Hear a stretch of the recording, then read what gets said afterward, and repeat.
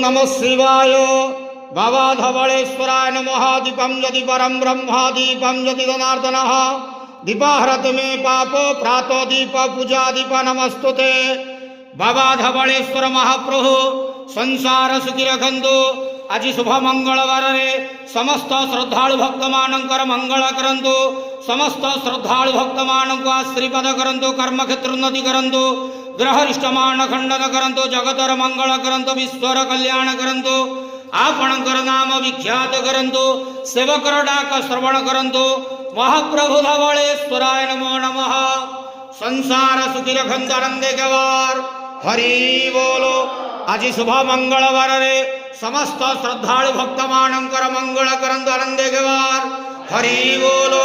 हर हर महादेव शिव शंभो कैलासपति उमापति बाबा धवलेश्वराय नमो नमः। बाबा धव